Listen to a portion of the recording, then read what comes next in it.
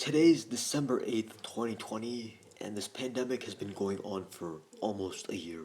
I'm talking about the COVID 19 pandemic, of course, the pandemic that has taken over a million lives across the planet, and the United States alone, the virus has taken the lives of over 280,000 people at this moment. I believe at this moment we are above the 290,000 death mark, and we're soon going to reach 300,000 death mark, unfortunately. It appears that we are in the middle of a giant spike in terms of the daily case count and the daily death count. We are reaching around 3,000 deaths per day from this virus, which is an all time high. Basically, the number of people that died during 9/11, that many people are dying, but every single day because of this virus.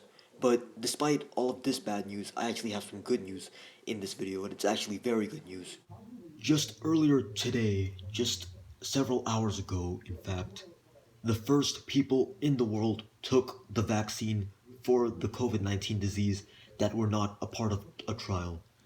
Now, this was for the Pfizer vaccine. The first patients in the world took the Pfizer vaccine, and they were not part of a trial, but they just happened to be very old in age.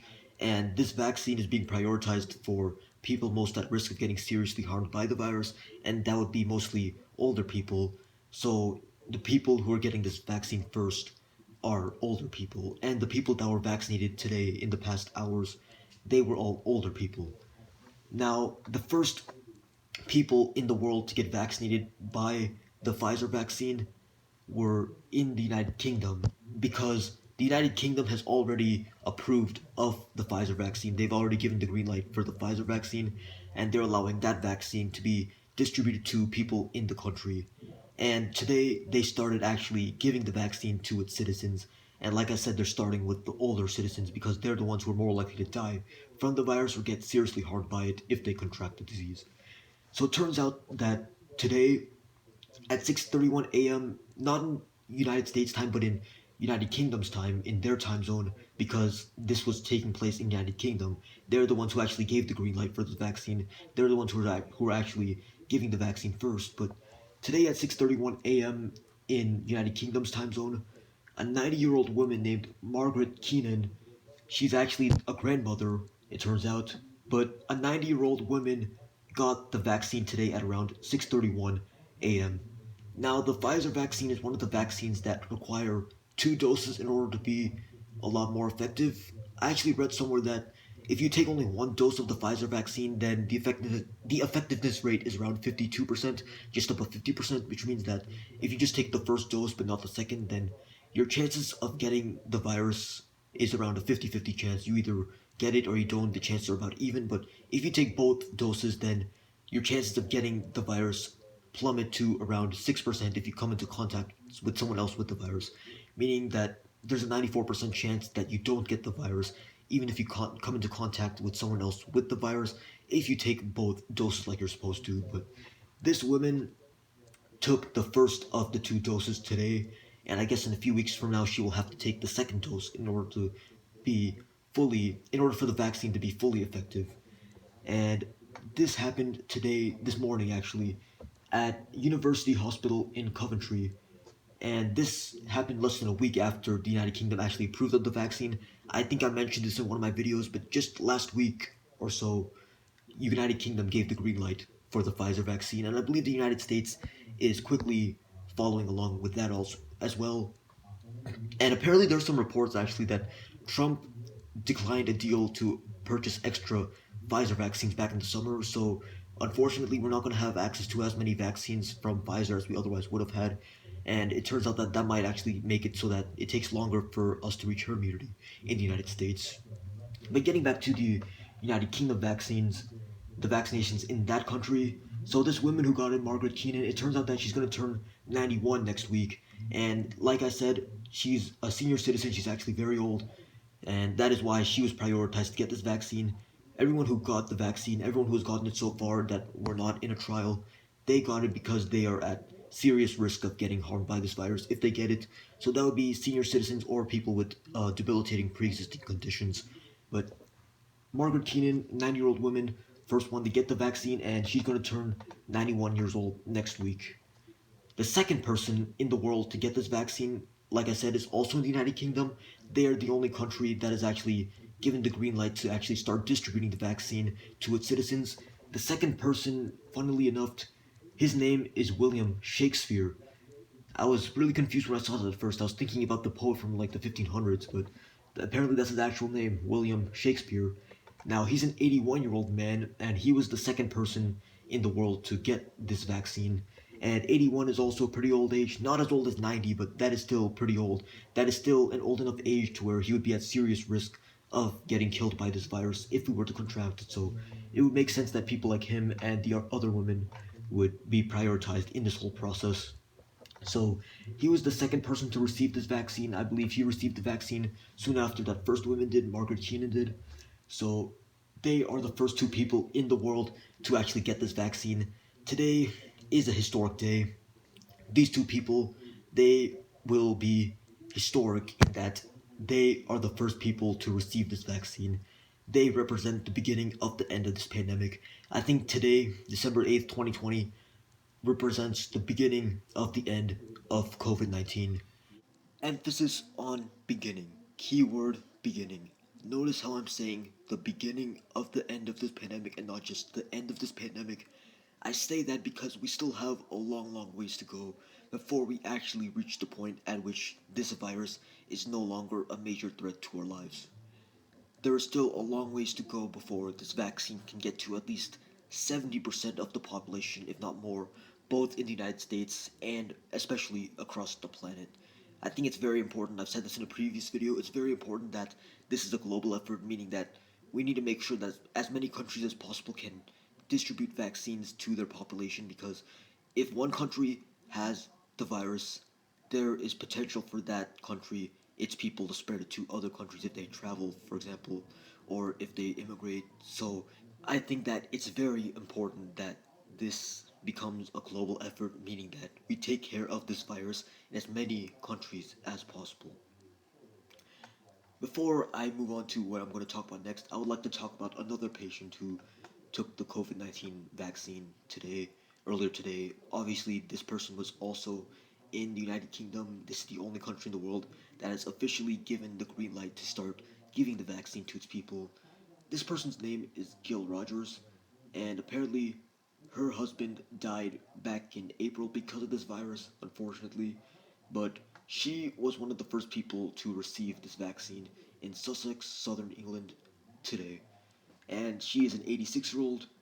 According to CNN, Jill Rogers told BBC that it had been quite difficult for her to deal with the suffering of her losing a loved one. It was hard for her to deal with that emotional stress that her losing her loved one back in April caused her.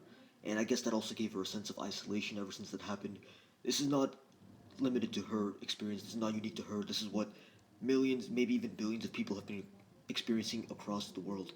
This virus has taken the lives of over 1 million people, so there's probably hundreds of thousands or even millions of instances of people like Jill Rogers. But this is a pretty happy story if you ask me. I think this is nice. People finally getting the vaccine, people finally being able to have a sense of relief, and I think it's a good idea. I think it's great that they're prioritizing the people who are most at risk of getting harmed by this virus, giving those people the vaccine first. And then they can later give the vaccine to people who aren't really as much risk. They aren't really as likely to get seriously harmed by this virus. And as you probably know, people under the age of 20 are the least likely to get severely harmed by this virus. But there are still instances of people in that age range, 0 to 19, there are still people in that age range who get seriously harmed by this virus or even killed by this virus that actually didn't have any pre existing health conditions. It's pretty rare, but there's still that possibility. So I would still urge everybody to take whatever social distancing measures you can take. Wear a mask whenever you can wear a mask. Socially distance yourself whenever you can. Don't go out to anywhere. Don't go to any places where you can't wear your mask unless it's absolutely necessary.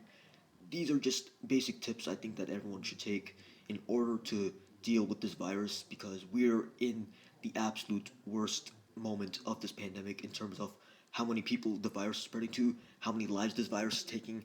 I honestly believe that we're at the halfway mark of this whole pandemic.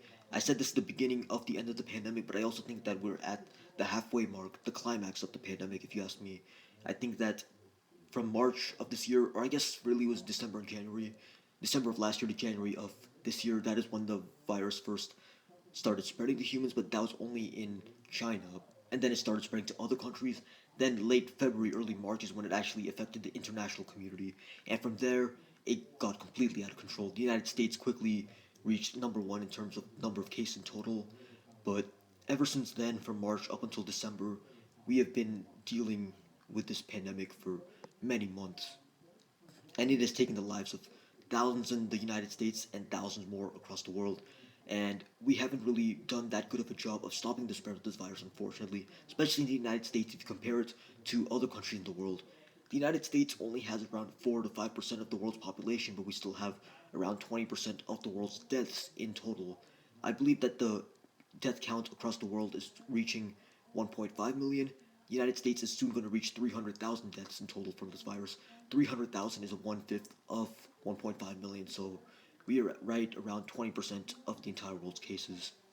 But it's really nice to see people starting to get this vaccine, and a lot of people are worried that there will be serious side effects from this vaccine. But I can guarantee you the risk of getting this vaccine is much less than the risk of getting the virus. They have already done large scale trials for all these vaccines. They've already tested this vaccine on tens of thousands of people. I'm talking about not just the Pfizer vaccine, but also the Moderna vaccine that's probably going to get the green light soon. And all the other vaccines, I don't remember all of them, but Pfizer, Moderna are the main ones. Both of these have been given to tens of thousands of people. They haven't seen any major side effects. The only side effects that either of these vaccines have induced in its recipients are minor side effects that are nowhere near as bad as the actual virus itself. Now, there may be very rare side effects that this vaccine could cause that has not been observed yet in any of the patients, but I can guarantee you now the risk of those potential side effects is way less than the risk of this pandemic. So, I would urge all of you, as soon as you have access to this vaccine, take it. It'll save lives. I guarantee you that. I've heard people talking about how they're gonna wait a few months, see, let other people take it first, and then go from there. But I would urge you, if you have the opportunity to take the vaccine, take it because that'll save many lives. The sooner we get the vaccine to as many people as possible, the faster we can end all of this, and the faster we can return back to our normal lives and not worry about getting a loved one sick. I think we would all like that. I think this year has been very rough for all of us. I think that all of us have suffered in some way. Even if you've had overall a pretty good year, you have to admit that this year has not been so great for many people across the planet. So I thought it would be nice to give some good news today because I've made many videos talking about this virus, and basically all of them have been more of a negative tone. I've used more of a negative tone in all these videos because the damage that this virus has caused in total is absolutely devastating. Not only has this virus taken over a million lives across the planet, it has also caused irreversible damage to the economy, irreversible damage to the mental health of many people, irreversible damage to the physical health of many people, and there are even some unobserved consequences of this pandemic that we will suffer with for years to come, even after we reach herd immunity from this virus. That's the thing with this virus. It's not just that it takes the lives of millions of people, although that is very tragic. It has also ruined the lives of millions of more people because of the economy and how bad the economy has been for everyone. And it has also ruined the mental health of many people because many people had to isolate and they weren't really able to contact people for the most part, and that caused their mental health to deteriorate. Or they lost a loved one from this virus. Even if they personally didn't get the virus, they may have known someone who got the virus and unfortunately passed away from it. So all sorts of negative consequences have been caused by this virus. And it's great to see that we're reaching the beginning of the end of this pandemic. It looks like we're right at the center point of this pandemic, the halfway point of this pandemic, the climax of this pandemic. And from here on out, it will start to get better, which is very fortunate. I'm very happy that we're at this point. It's right in time because, just in time because 2020 is about to end. We're about to reach a new year, and I'm hoping we can keep 2020 in the past, put all of this behind us, and start to recover from what has been a very dark year.